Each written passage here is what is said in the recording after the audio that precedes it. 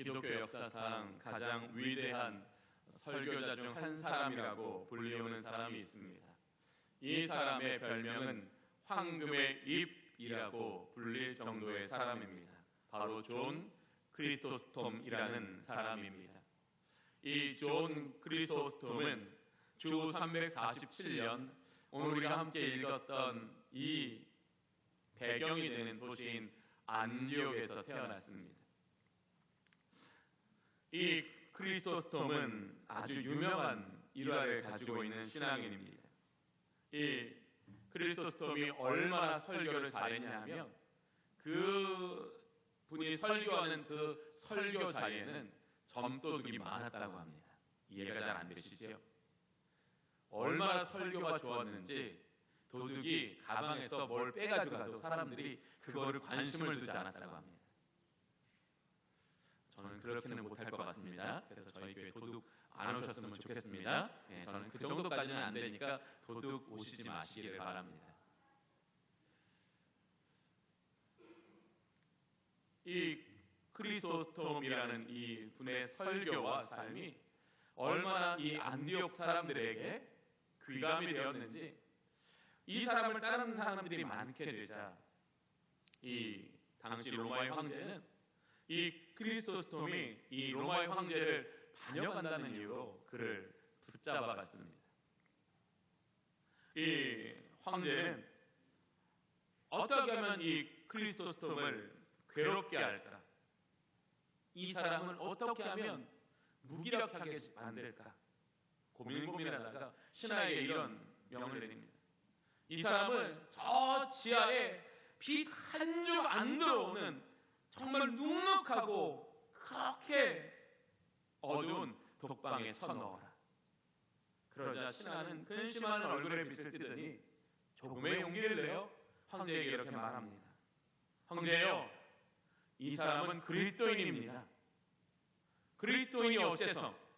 라고 황제가 대답하자 신하는 이렇게 이야기합니다. 황제요, 예수 믿는 사람들은 혼자 있는 것을 좋아합니다. 만일 그 사람을 거기에 가두어 두신다면 그 사람은 거기서 하루 종일 싱글벙글 웃으며 중얼거릴 겁니다. 예수 믿는 사람들은 하나님의 눈에는 보이지 않으시지만 자신들과 항상 함께 하시며 자신들에게 말씀하시는 분이라고 그들은 믿습니다. 만약에 그를 홀로 두신다면 그가 하루 종일 하나님과 대화하게 하며 그 속에 기쁨이 넘치게 하는 일이기 때문에 그를 결코 홀로 두어서는 안 될 것 같습니다.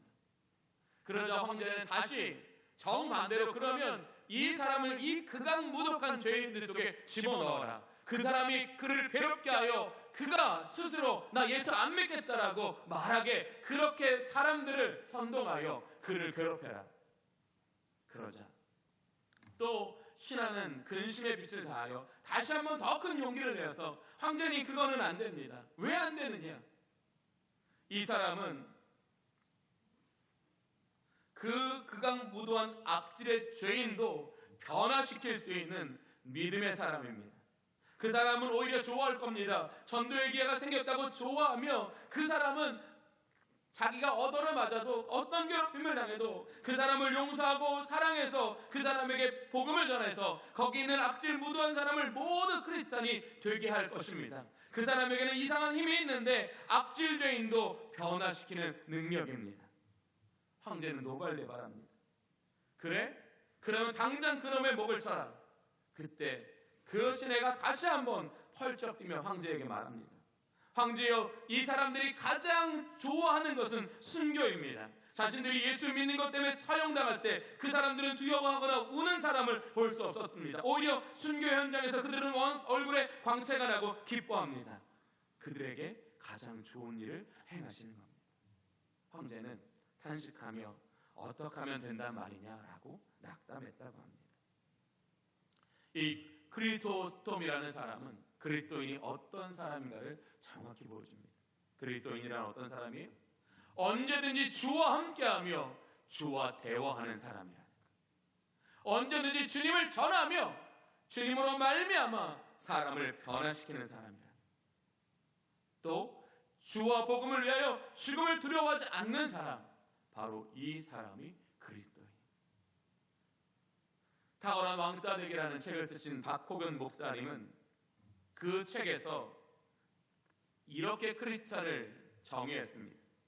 크리스찬 사업가가 무엇을 의미합니까? 혹시 교회 다니면서 사업하는 사람을 모두 크리스찬 사업가라고 생각한다면 그건 오해일 것입니다. 만약 사업하는데 그 사업의 원리 속에 성경적 원리를 적용하지 않고 세상적인 방법으로만 장사한다면 그것은 교회 다니면서 사업하는 사람이지 결코 크리스찬 사업가는 아닐 것입니다.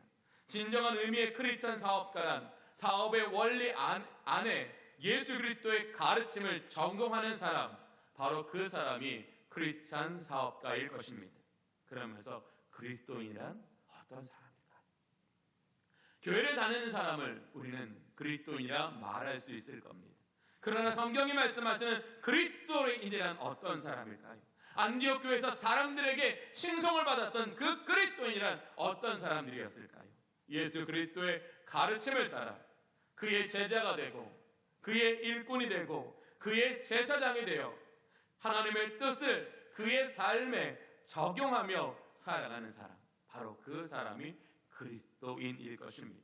오늘 본문을 보면 26절에 만남에 안디옥에 데리고 와서 둘이 교회에 1년간 모여 있어 큰 무리를 가르쳤고 제자들이 안디옥에서 비로소 그리스도인이라 일컬음을 받게 되었더라 라고 말씀하고 있습니다.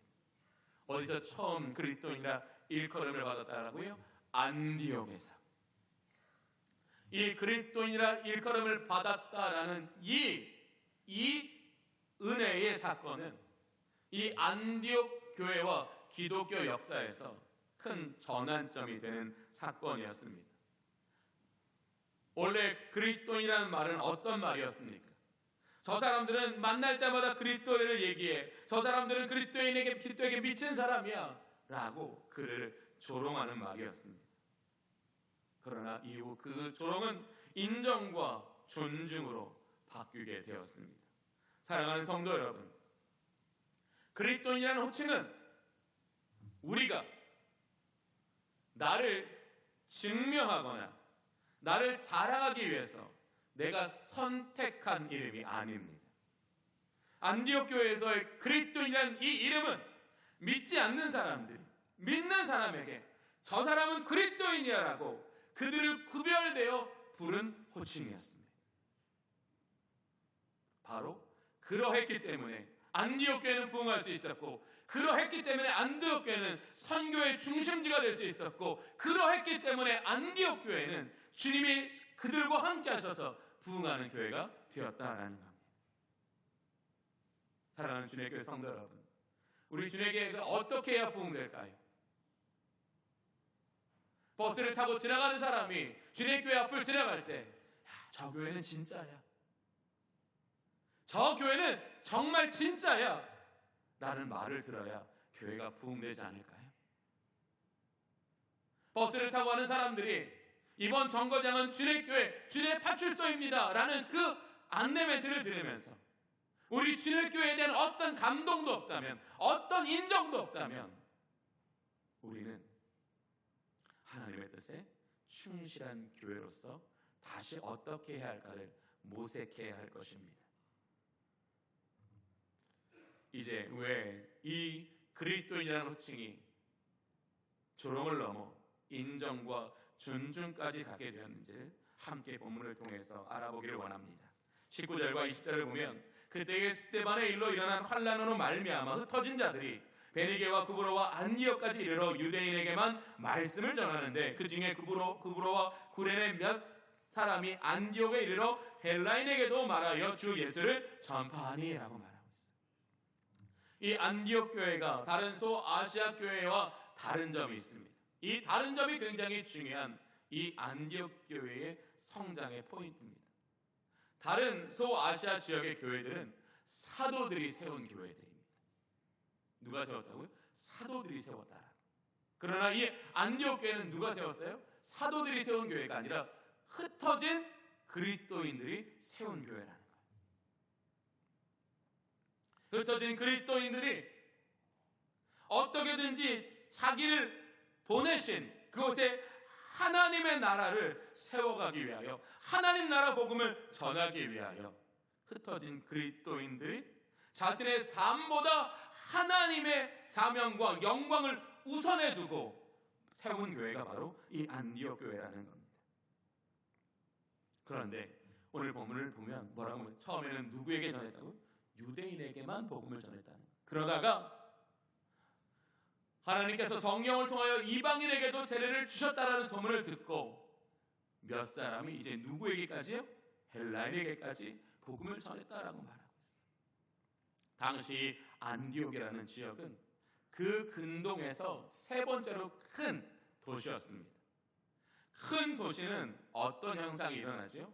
많은 인종들이, 많은 민족들이 그곳에 와 장사하면서 어떤 경제적인 활동을 하는 겁니다. 그래서 이 안디옥이라는 지역에서도요, 마치 인종의 전시장처럼 수없이 많은 인종과 민족들이 있었는데, 그 중에서도 이 사회적으로 특권을 가지고 있었던 사람은 어떤 사람이었을까요? 바로 로마의 사람들이었고, 그 다음에 많은 이방 종교의 제사장들, 우선 이 이권을 가지고 있었다는 거죠. 그러니 사람들은 자기의 이득을 지키기 위해서 어떤 일을 할까요? 차별입니다. 제한을 합니다. 늘 이 안디옥이라는 지역에서 사람들은 모든 삶이 제한되어져 있었다는 거죠. 그러나 흩어진 그리스도인들은 사람 가려가며 복음 전하지 않았다는 거예요. 그들은 유대인이든지 헬라인이든지 어떤 이방인이든지 그들은 유대교의 전통을 따라 율법의 준수를 통하여 구원을 얻는 의를 전하는 것이 아니라 모든 사람에게 차별이 없는 믿음으로 말미암는 의, 하나님 나라 복음을 전했다는 거예요. 이 안디옥이라는 데서는 다른 지역과 다르게 어떤 현상이 있어요? 누구든지 예수 믿을 수 있게 됐어요. 누구든지. 이 제한과 차별이 많은 시대에서 이 예수 그리스도의 십자가의 복음만은 그 누구에게도 차별되지 않았다는 거예요. 모든 사람에게 하나님의 자녀가 되는 권세가 주어졌다라는 것이 이 안디옥 교회의 부흥의 요인이었습니다. 안디옥 교회에는 그 안에 모이는 사람들에게는 복음으로 말미암아 차별이 없어졌습니다. 차별 없이 서로 모여 오직 하나님의 말씀을 따라 서로 성령 안에 교제하고 받은 은혜를 세상에 흘려보내는 플로잉의 삶을 살았다라는 겁니다. 그러자 오늘 본문에처럼 안디옥 교회는 점점 부흥되기 시작했습니다. 이 소식이 어디까지 들렸어요? 예루살렘 교회까지 들렸어요. 이 예루살렘 교회의 지도자들은 이 안디옥 교회에 일어난 부흥을 위하여 그 교회의 지도자로서 바나바를 파송할 것을 결정하고 바나바를 파송합니다. 그러나 바나바는 결코 그 안디옥에서 자신 홀로 사역하는 것보다 어떤 한 사람과 함께 사역하면 더 하나님의 은혜가 교회를 든든히 세워갈 것을 신뢰하며 한 사람을 찾으러 갑니다. 어디로? 다소로.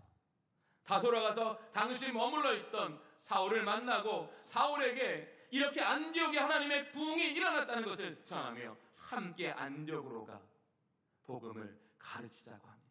그래서 이 두 사람은 마음을 같이하여 오늘 본문에서처럼 1년 동안 복음으로 사람을 가르쳤습니다. 이게 바로 안디옥 교회의 부흥의 이유였습니다. 안디옥 교회는 무엇 때문에 부흥했다고요? 복음 때문에 부흥했다. 저와 여러분도 마찬가지입니다.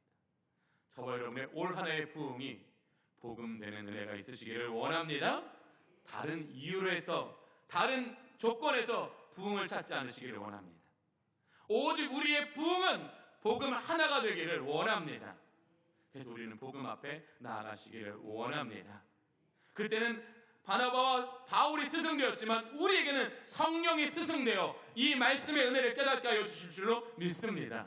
바울을 통하여 일어난 부흥이라면 성령을 통하여 얼마나 큰 부흥이 일어날 수 있겠습니까? 그걸 기대하는 저와 여러분이 되기를 원합니다.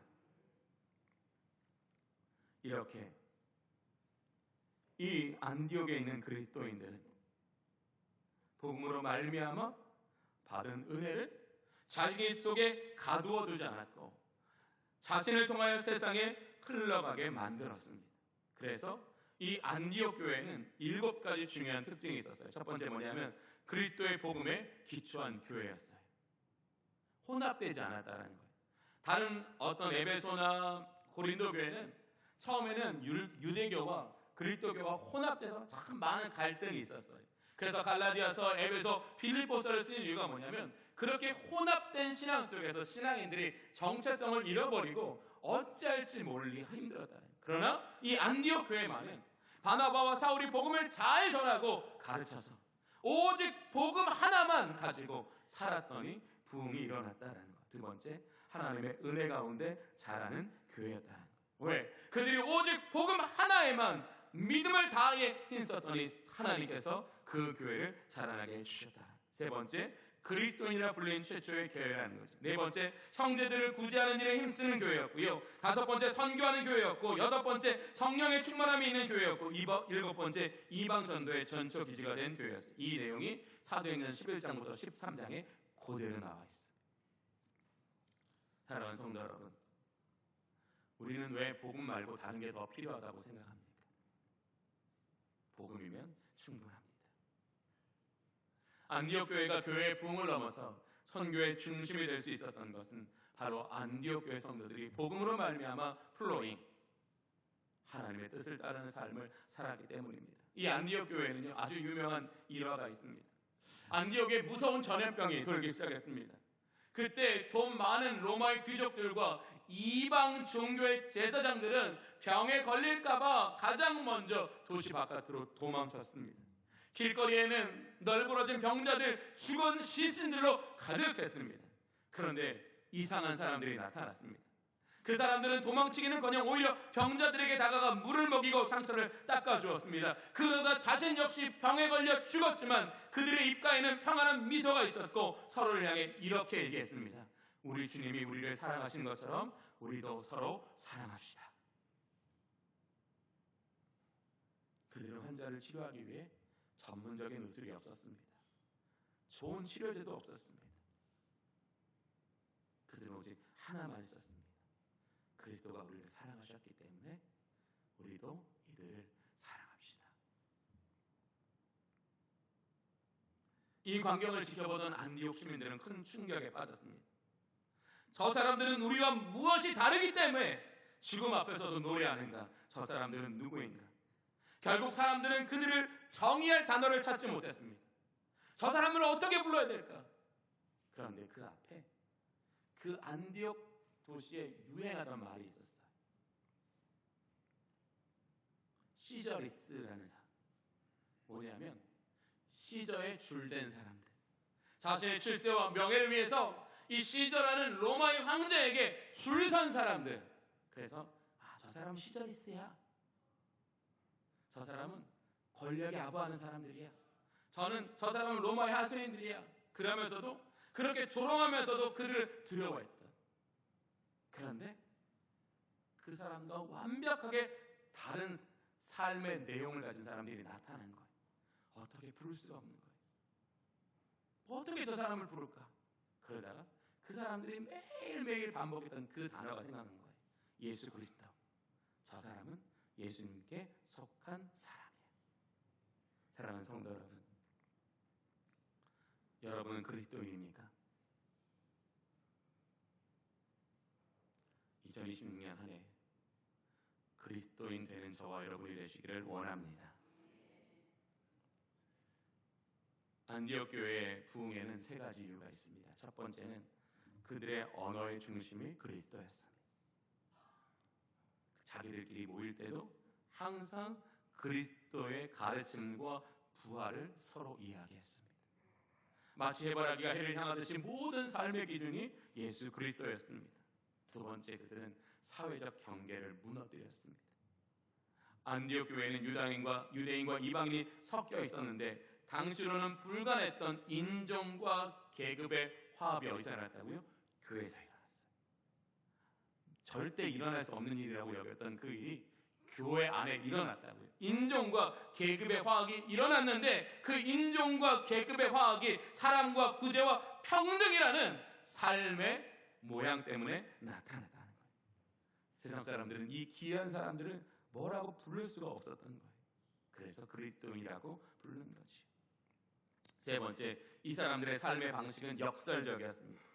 안디옥의 그리스도인은 고난 중에도 찬송하고 원수를 용서했습니다. 슬픔 가운데서도 웃었고, 고난 가운데서도 춤을 췄고, 눈물 가운데서도 노래했고, 죽음 가운데서도 기뻐했고, 절망 가운데서도 포기하지 않았고, 어둠 가운데서도 앞으로 나아갔고, 원수들 가운데서도 그들을 용서했습니다.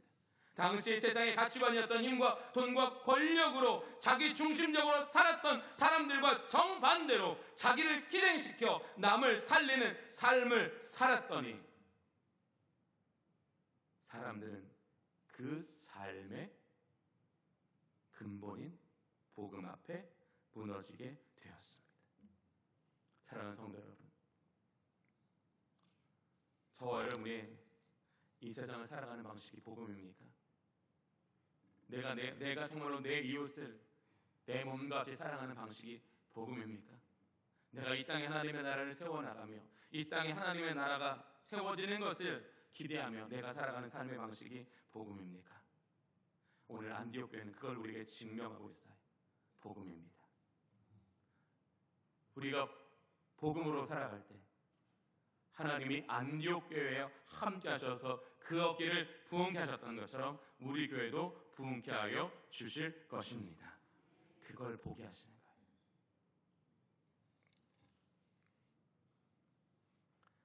복음은 뭘까요? 주체할 수 없는 기쁨입니다. 감당할 수 없는 은혜입니다. 내 속에 머물 수 없는 능력입니다. 그래서 복음은 플로잉을 가능하게 하는 거예요. 사랑하는 성도 여러분, 왜 우리가 플로잉인 하나님의 말씀의 은혜가 우리 속에 넘치도록 들어온 한 해가 되기를 원합니까? 복음은 충분한 것이기 때문에 그렇습니다. 복음이 우리 안에 들어와 성령으로 말미암아 우리 속에서 강력하게 역사할 때 우리는 플로잉의 삶을 살아갈 수 있습니다. 사랑하는 성도 여러분, 오늘 우리는 이 본문의 말씀과 비교하여 우리 시대 사람들은 우리를 어떤 사람으로 부르고 있습니까? 안디옥 교회와 똑같이 이 시대 사람들은 교회 다니는 사람들을 그리스도인이라고 부르고 있습니까? 아니면 그렇지 않습니까? 우리 시대는 복음이 바닷물보다 더 풍성한 시대입니다. 모두 동의하시잖아요. 곳곳에 얼마나 많은 수준 높은 복음이 있는지 모릅니다. 제가 여러분들에게 가끔 선교 가자고 말씀드리는 이유 중에 하나는 선교지 가서 그 선교지에서 제대로 된 어떤 신학이나 어떤 신앙의 경험을 가지지 못한 어떤 현지 사역자들한테서 설교 들으면 우리나라에서 설교 듣는 게 얼마나 큰 은혜인가 뼈저리게 느낍니다. 그런데 반대로 역설적인 은혜가 있습니다. 우리나라에서는 굉장히 설교에 많은 살이 붙어 있는데 선교지에는 살을 붙일 수가 없으니까 복음만 전합니다. 그런데 더 강력한 역사가 일어납니다. 사랑하는 성도 여러분, 왜 세상 사람들은 그리스도인을 인정하지 않고 환영하지 않습니까? 복음은 있지만 복음의 능력이 없기 때문입니다. 복음의 능력은 바로 플로잉입니다. 내가 그리스도 예수의 말씀에 순종하여 그분의 뜻을 이 땅에 이루기 위하여 우리에게 베푸신 모든 은혜를 하나님의 뜻을 따라 세상에 흘려보내는 복음의 능력을 갖게 될 때 우리는 이 시대에도 안디옥 교회 성도들이 들었던 그리스도인이라는 같은 이름을 듣게 될 것입니다. 저는 2026년 그것이 우리의 소망이 되기를 원합니다. 우리의 사명이 되기를 원합니다. 단 한 사람만이라도, 사실 저도 자신 없어요. 그래서 제가 목소리가 이렇게 개미만한 것 같아요. 그러나 2026년 단 한 명에게만이라도 그래 너 그리스도인이지? 라는 소리 듣는 저와 여러분이 되기를 원합니다. 그러면 됩니다. 거기서부터 시작되면, 거기서부터 한 사람이 두 사람 되고 두 사람이 세 사람 되면 바로 우리 때문에 안디옥 교회에 일어났던 부흥이 대한민국에도 일어나게 될 줄로 믿습니다. 그런 은혜의 역사가 우리 주님교회의 플로잉으로부터 시작되기를 간절히 소망합니다. 기도하겠습니다.